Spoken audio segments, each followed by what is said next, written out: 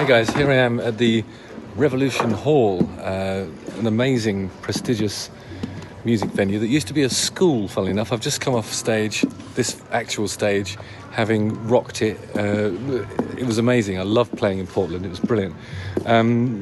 Here are some other places that I'll be playing, not with the band The Darkness, but actually with Justin Hawkins Rides Again for the second time. So it's called Justin Hawkins Rides Again at the beginning of 2026. So here are the dates, here are the venues. Buy a ticket, come and see me. I'll do music analysis, chaos, all the usual stuff, treading the boards, but in the Rides Again style. Nice. All right. Okay, cool. Well, good day to you one and all. It is I, Justin Hawkins, and this is Justin Hawkins Rides Again. Once again, unfamiliar surroundings. I'm in a hotel, on the road. It's in the middle of the night. So when I do the theme tune in a little while, I'll do it very, very quietly, and it'll be a cappella because I don't have a guitar in the room.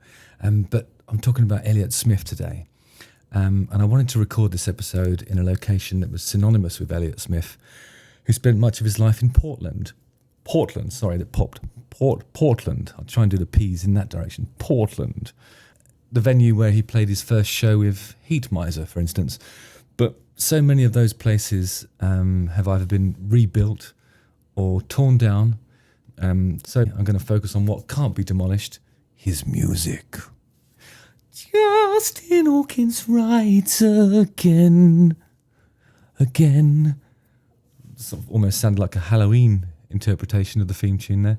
Anyway, as you know, I probably mentioned this before, I've never actually listened to Elliott Smith before, shamefully. I really ought to have done that.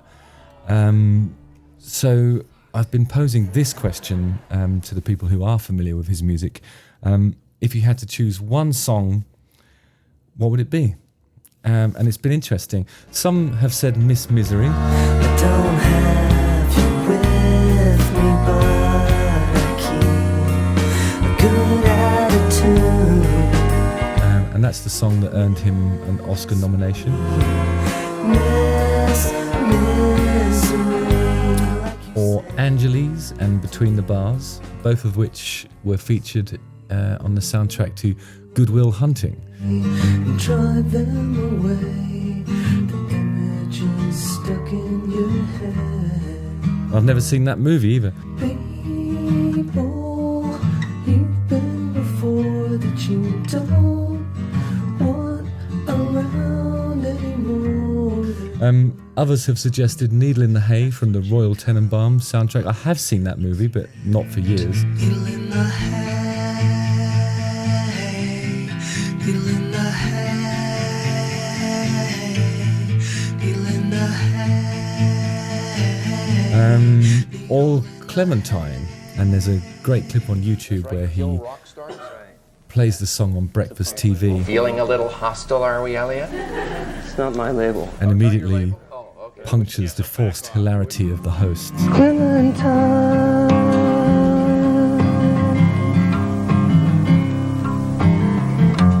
Though you still hurt me, it seems a long time gone. And the top comment under that video is this: even the puppet stopped fucking around. What if she thinks so, but just didn't say so? You drank So anyway, with 6 albums to choose from, there's just too many options really. So let me know in the comments what would be in your playlist if you did a Elliott Smith playlist. For now, I'm going to go back to a song that Elliot was often asked to play and sometimes couldn't finish. I can't do this song. I've played it too many times. And that's actually my producer's favourite one. So feel free to have a go at her in the comments if we've got the wrong one. But Waltz 2, here we go.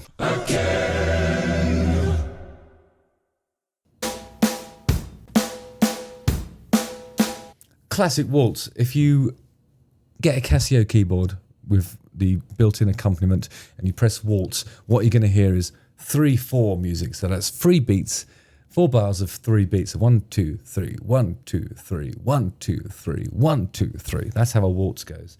And this is waltz number 2, so does exactly what it says on the tin so far.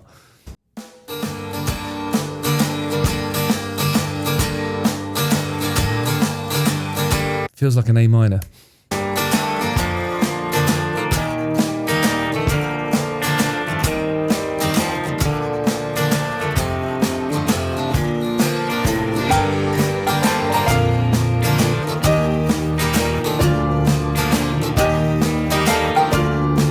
Love that honky-tonk upright saloon bar piano stuff that's happening.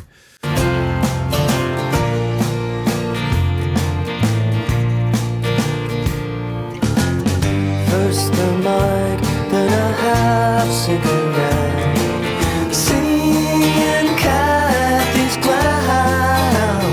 That's the man she's married to now. That's the girl that he takes around town. She appears composed, so she is, I suppose. Who can really tell? Fucking hell. There's a lot going on there. There's a lot to unpack. So lyrically, the first the mic, then half a cigarette, singing Kathy's clown. That's the man that she's married to now, and that's the girl that he takes around town. She appears composed, so she is, I suppose. Who can really tell? I suppose that is composure, isn't it, in a nutshell? She shows no emotion at all, stares into space like a dead China doll. I'm never going to know you now, but I'm going to love you anyhow. Now she's done and they're calling someone. Such a familiar name. I'm so glad that my memory's remote, because I'm doing just fine hour to hour, note to note. Shows no emotion at all. Stares into space like a dead China doll. I'm never gonna know you now, but I'm gonna love you anyhow.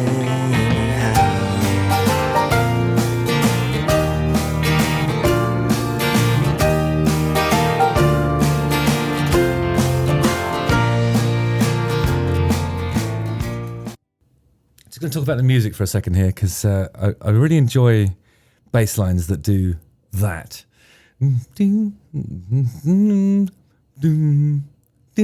Those are it's the root and then a fifth under. Doesn't give anything away in terms of like harmonically, whether it's minory or majory. Leaves that to the guitars, but those sort of walking bass lines, you don't hear it very often in rock, I suppose, like outside of Creedence Clearwater at least. But it's always fun to hear. It's a countryism, I think. Now she's done and they're calling someone. Such a familiar name. I'm so glad that my memory's remote, 'cause I'm doing just fine hour to hour, note to note. Here it is, the revenge to the tune. You're no good, you're no good, you're no good, you're no good. Can't you tell that it's well understood? Never gonna know you now, but I'm gonna love you anyhow. Ooh, okay. So after she sings her song, here's the revenge to the tune, You're No Good. So this is presumably his stepfather singing a song that he's interpreted as a revenge for the aspersions cast in Kathy's clown. You're no good, you're no good, you're no good, you're no good. Can't you tell that it's well understood? I'm never going to know you now, but I'm going to love you anyhow. So I think is he talking about his relationship with his mother? So because there's this other character that's steamed into their lives, he's never gonna have that connection. Oh God, this is really, it's really difficult to actually react to this. I'm tired and emotional already. I'm here today and expected to stay on and on and on. I'm tired. Looking out on the substitute scene, still going strong. XO, mum, it's okay, all right, nothing's wrong. Tell Mr. Man with impossible plans to just leave me alone. In the place where I make no mistakes, in the place where I have what it takes. I'm never going to know you now, but I'm going to love you anyhow. Because that's what you do, isn't it? That's what you do.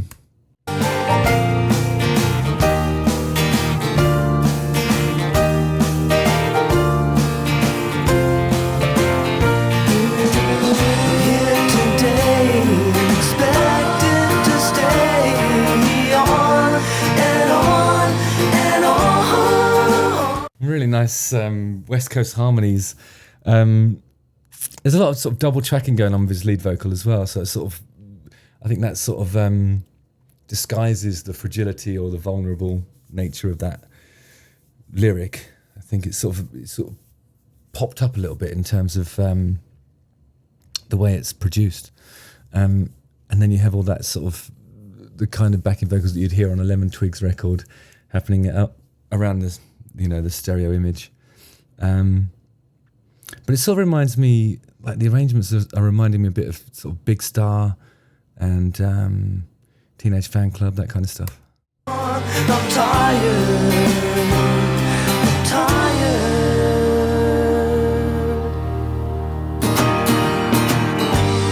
Looking out on the substitute scene, still going strong. XO.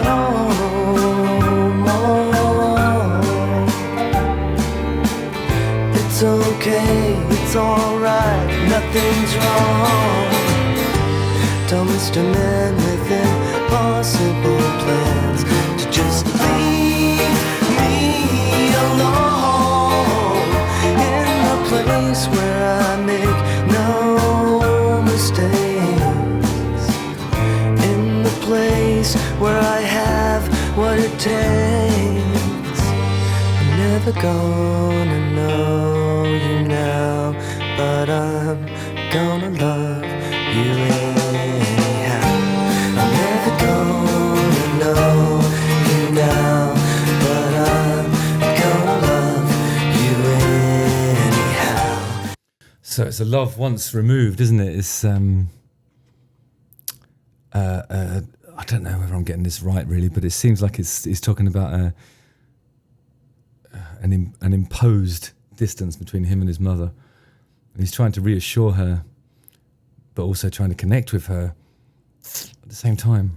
I'm never gonna know you now, but I'm gonna love you anyhow.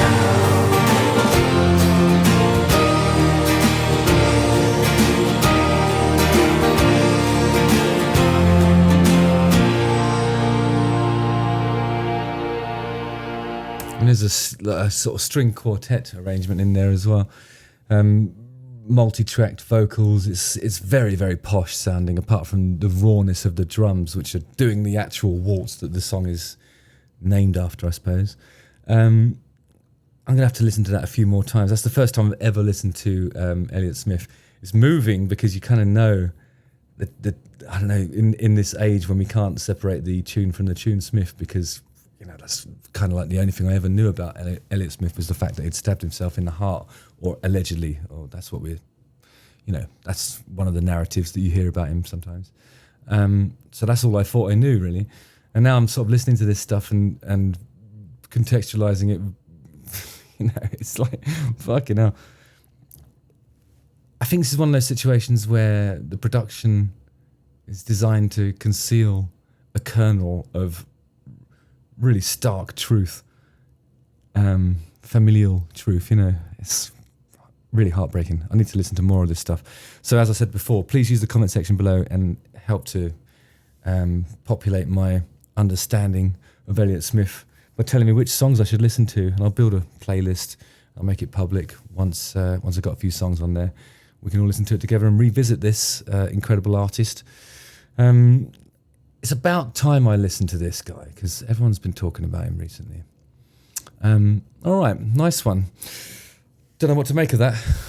Let me know what you think in the comments. Justin Hawkins Rides Again. Again. Fuck. Well, I say, don't forget to like, subscribe, hit the bell for notifications, watch one of these 2 videos. I'm sorry I didn't have much to say there because I was just taking it in. I'm very, very tired, coming towards the end of my own touring cycle. About to go home to my family. And that's emotioning. It's making me do emotions. All right, nice one, guys. I'll see you later on. All right, see you on the ice. Again.